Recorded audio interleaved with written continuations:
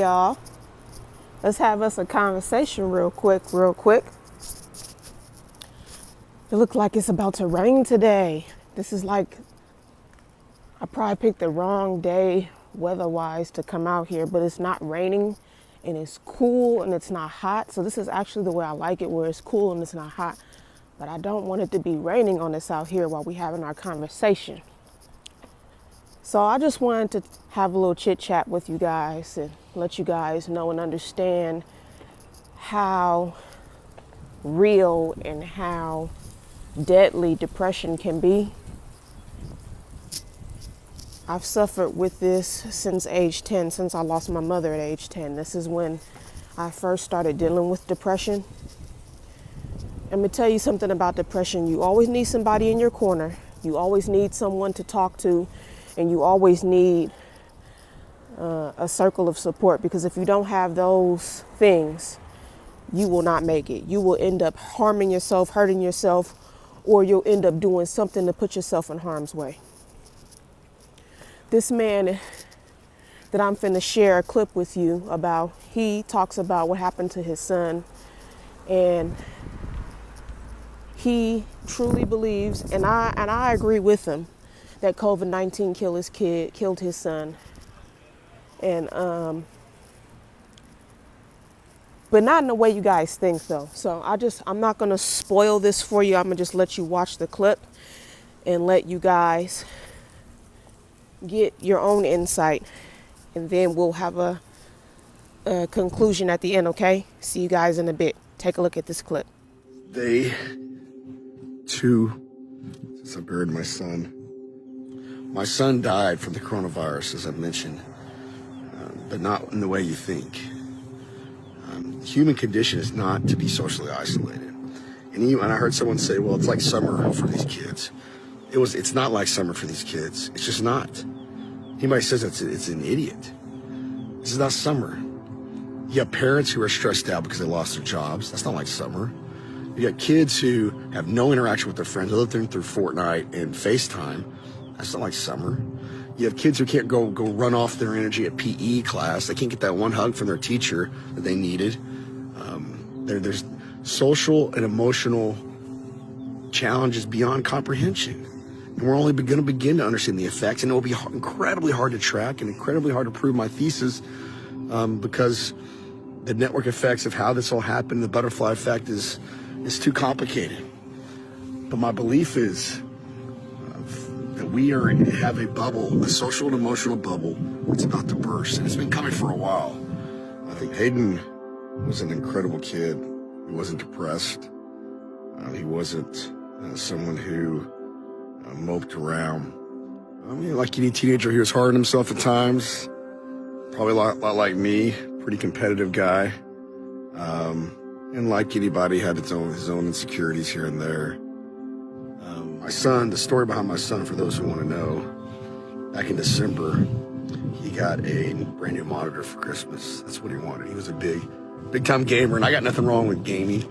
That's what he wanted, to play Fortnite. He's an incredible Fortnite player, one of the top for his age in the country. And I'm very proud of that gift, and that one was wonderful for a couple months, right before the virus started. Back in February, like I used to do when I got mad at Mike Tyson's Punch-Out or whatever it was, he got mad at Fortnite, turned around and chunked that controller over his head again, just like I used to do, and hit smack in the middle of that monitor, broke it. And we told him, son, you can't do that. I don't care about the monitor, but I care about how you react. It's just, you can't do that. Or you're not getting another one. Sorry, dude. And he negotiated and tried every which way to convince us, talking to my dad, we call him Pee-Pee, trying to get him to fix it. And you can't fix those new LCD monitors, or not cheaply at least. And, but we said, you know what, if you, opportunity to learn a lesson, do some hard work of your own, do some more chores around the house, you treat your sister nicer, maybe we'll talk about it, we'll get you one. And he held up his end of the bargain. February, March, he worked his butt off, did some things around the house, did many things around the house. I could see it, just a wonderful change, and how he treated his sister, which brother and sisters always fight. There's nothing unusual about that, but just learning. He was evolving. He was growing. He was becoming a man, 12-year-old boy. And, you know, a week and a half ago, we had a wonderful day. Me and Hayden were supposed to go get haircuts at my office. Both of us were getting shaggy as can be. And my water in my well went out. And, you know, I needed help to fix it, so I called the smartest guy I know, which was my dad. And I hadn't seen him because of the virus. I hadn't allowed him to go to work. I said, you got to work from home, man. I was worried about my dad just like everybody else. But he came over, helped me fix the well. And it was a beautiful sunny day. We had a glorious time. Me, Hayden, and him fixing it. My dad even gave him a little mission that he had to watch something on the well. He was real proud of that. And I remember Hayden come up to me in the kitchen. I gave him the biggest hug, and I kissed him on the hair. I hugged him tight for some reason. I didn't know what would be the last time I'd hug him. My dad did the same, and we talked some more. And Hayden went upstairs to his room.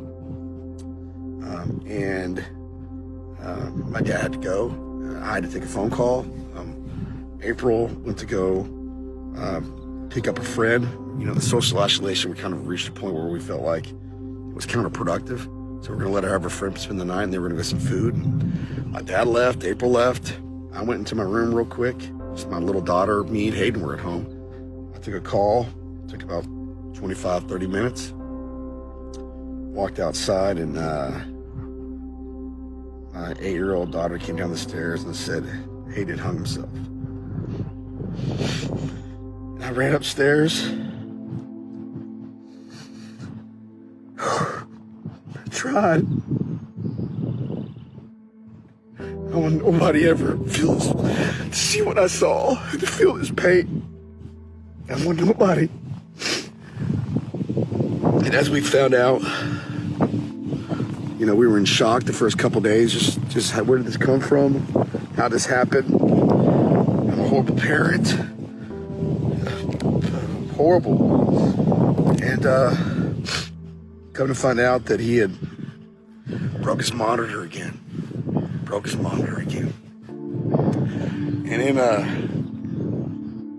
just a rash of emotion and probably anger at himself and maybe scared to get in trouble and embarrassed and all these emotions. You know, I went in his closet and rudimentally did something that I know he regrets. The kicker of it was 3 days before his 13th birthday, and he was so excited about that birthday. So excited about his birthday. And he was going to get a controller, some new controller that was going to really make his Xbox game better, or his Fortnite game better. And so when he broke his monitor, I believe he felt like he ruined his party. He ruined his birthday. You already couldn't have a birthday party because of social isolation. Imagine that as a 12-year-old boy. You know, it's got to be. Those are the things you look forward to as a kid. And then you accidentally ruin it because you break your monitor and you aren't gonna be able to use your birthday present here in a couple of days, and you can't go see your friends. And you're stuck. You didn't have PE class and run it all out, and you know all those things. Everybody's playing Fortnite across the country. Kids are staying up later than they are, so they don't have the skills. We as a society, me as a parent, us as parents haven't necessarily given them all the tools to properly handle. And in that moment, probably not understanding the finality of the situation, went in the closet and got himself in a situation I believe he couldn't get out of, and might have been an accident. My 8-year-old daughter saw some of it. We don't know exactly what. We'll let the counselors, professionals help us in that. But I know once she saw blood coming out his nose, she came and got me. She did the right thing. I don't think she even knew what was happening. She knew blood. She came and got me, ran upstairs. I didn't have my cell phone on me. And I told her, go get my cell phone downstairs. And she ran downstairs just like an amazing human being and got it for me. And I happen to have an AED, an automatic electronic defibrillator, in my house. And I said, go get that medical thing out of the pantry. She'd never seen it, didn't know what it was. And she brought that to me. Very proud of her. She was ready to execute. And I said, hey, you go outside and go. I'd called 911 by this point. I said, go outside, keep the door open, and wait for the cops. Wave them down. She ran outside as fast as she could. One thing I'm just immensely proud of her about is during that moment, about a year ago, we had done some training at my house. I'm a West Point grad, and probably should have done more training, but I said, hey, if there's ever an issue, you go run over to this guy's house, and if there's ever another issue, or if you can't get him, you go run to this guy's house. And rather than just waiting outside, this little girl, 8 years old last September, ran to my neighbor's house, got my neighbor, ran to the other neighbor's house and got them. And as I was giving CPR, I was on the verge of collapsing. Literally was on the verge of collapsing. I was praying to God just to give me the strength. I never knew how hard that is. And out of nowhere, and my neighbors appear and help me take over and help us try to save him. Social isolation is hard enough for adults. It's even more hard for our kids. And I've been saying COVID killed my son. I believe it, but not how we think. I believe my son would be alive today if he was in school. And that's not to discount the massive suffering around the world around this virus. I thank you all for listening to me. I need to get this off my chest. I'm now one of Hayden's soldiers, who is a soldier of God. And what's a horrible tragedy, I'll be damned. I'll be damned if I don't make this a little bit better. And politicians, for those of you who made the decisions you made, I know you're not perfect, but there's got to be accountability. And not accountability like I'm doing it in a bad way. Accountability in what's legally right, my rights as a citizen, which is to speak out, which is to influence change. And if I don't think you're a good enough leader, I can spend my pocketbook and my time and my effort to get you out of there. I don't want my son to his memory to be the last mistake he ever made. Nobody wants that. I don't. But I want his memory to be that smile. I want his memory to be his heart, his dedication, his tenacity. And I want his memory to be that he made a big difference in the world and lit a flame, spark around the world. I love you all. Thank you all for your support. All my friends, all my family. And buddy, see you soon. Thanks, guys.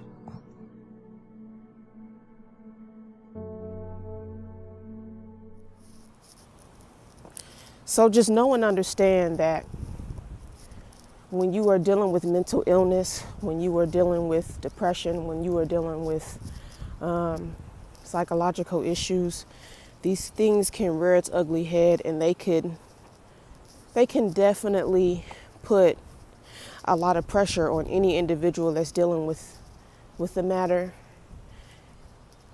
And just know and understand these people need support. They need people around them at all times to keep them going, because without it, it could be a very, very